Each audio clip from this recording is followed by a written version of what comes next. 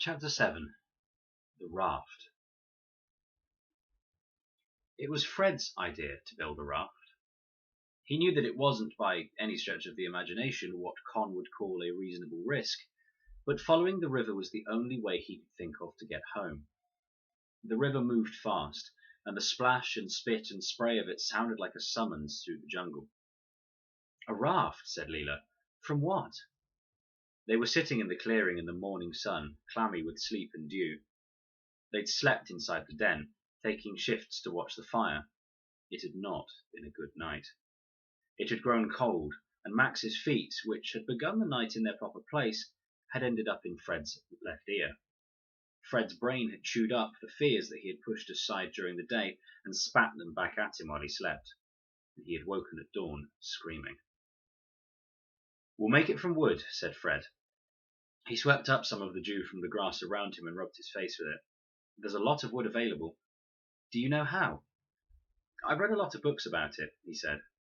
In the books, explorers cascaded down rivers shouting things like, "Tally-ho!" But he assumed that was not compulsory. And he'd read an article on the front page of the Times about one man, Christopher McLaren, who had lived for months on a raft, eating fish and drinking river water. He had made it sound easy. Why do we need a raft? Said Con. It would get us out of here. To England? She asked. To Manaus, and there would be people there who would get us home. On a raft to Manaus, said Con. Her voice was thick with disbelief. People crossed the Atlantic Ocean on rafts, said Fred. They were adults. Well, there's nothing that says only adults can make rafts, said Fred, exasperated. You don't need a license. Fred's right. We should try, said Leela. I think it's a good idea. I knew you'd say that, said Con. I knew you'd agree with him. But, Leela looked bewildered, don't you want to go home? Don't you want to see your mamma? Of course I do, Con spat. Fred looked down at the floor. He'd heard Con crying in the night, calling for help in her sleep. But if we just wait here, said Leela, we'll wait until we die. People will be looking for us. We should just stay here and they'll come, said Con. Leela shook her head. The jungle is very big, and we're small. I'm not, said Max promptly. You are small compared to 1,000 miles of rainforest, Max. We can send up smoke signals, said Con. We already have some fire. Let's use it. We'd have to burn down half of the jungle to make one enough to reach that high, said Leela. And a fire that big would kill us instead of getting us rescued, added Fred. Con was going red. I don't want to, all right? I really, really don't want to get on a raft and risk my life just because someone else thinks it's a good idea.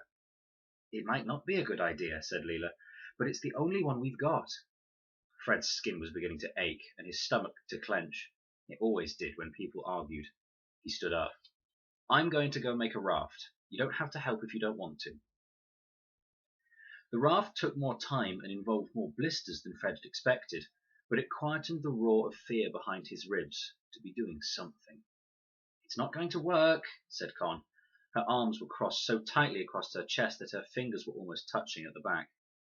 The cut on her shoulder was still raw, and we shouldn't make ourselves hungry and tired when the only food we have is grubs. Fred said nothing and went on pulling immense branches down from trees. Most were too firmly attached to be any good, but he'd found that if he put his whole weight on them and swung his legs, every now and then one would break off with a satisfying crack. He worked faster and faster, brushing away leaves and insects as they fell in his eyes. Once the wood was piled in a heap, Leela heaved each piece to the fire. She laid each one across the flames. When the middle burned away, they were left with 2 pieces of roughly equal length, each as long as she was tall. I'll take off the burnt bits, she said. It might as well look neat. She hacked away the burnt edges with a flint, getting steadily more covered in soot. I want to help, said Max. He strode around the clearing with his chest out, tugging liana vines down to the floor and piling them up. I'm actually the best at helping, he said. He sat down and began to make the vines talk to one another. After a few hours, Con unwound herself from her angry ball of limbs. Silently, she approached Max. She took up one of his vines and a flint and began to skin back the rough bark on the liana to expose the softer core, thick as rope and almost as supple. She covered her face with her hair as she worked and refused to meet anybody's gaze. Fred watched from the corner of his eye. Con was different when she worked. Before she had seemed all elbows and claws, touch me not and defensive eyebrows, but now she seemed absorbed, barely breathing as she bent over the vines. Fred had never been as proud of anything as he was of that raft. It distracted him from the pounding hunger in his stomach and head. He hauled the branches to the water's edge, dragging them one in each hand, back and forth, beating out a path between the river and their clearing. Con held out a handful of liana vines. "Here," she said, "for rope. Maybe, I don't know." "We could dip them in the water to soften them," suggested Leela. "Thank you," said Fred. "They'll be perfect for timing the corners." Con nodded, unsmiling. Fred soaked the lianas and wound them round his fists until they were supple. His hands prickled with splinters as he bit them out with his teeth. He sweated so much that his shirt turned into a sort of wearable pond. For lunch, they ate the cocoa beans raw. They were not delicious.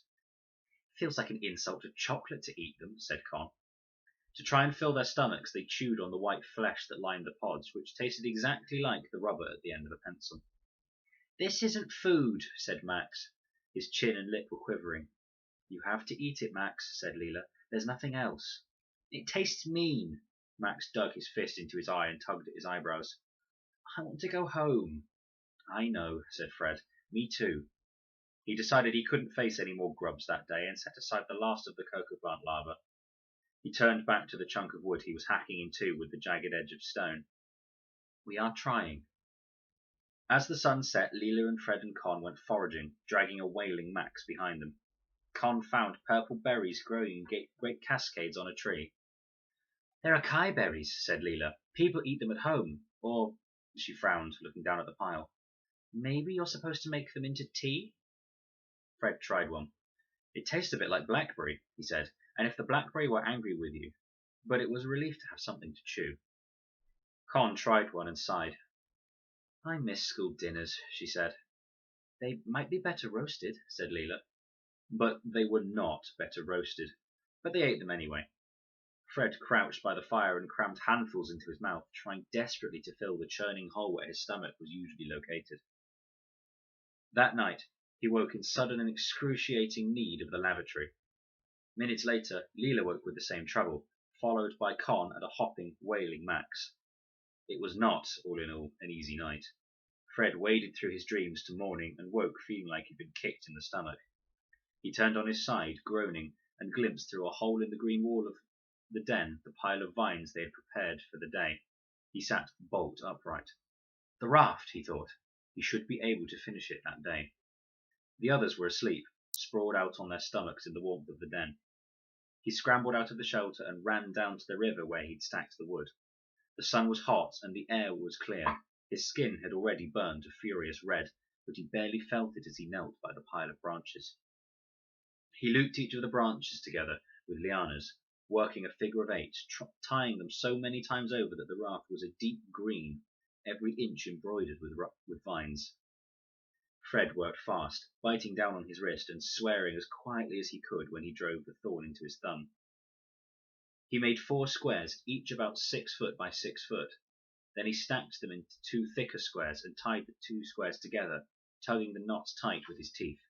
Yech! He spat out a beetle. Then he stood back. The raft was rough-edged and stained with soot, but it was sturdy, a double-thick, 12 by 6 foot slab of wood. Fred dragged it to the very edge of the water, drops of sweat running down his nose and into his mouth. He wished, wildly, that he could take a photograph. He could almost see how his father would raise his eyebrows in surprise and pleasure. Reluctantly, he turned back to the clearing.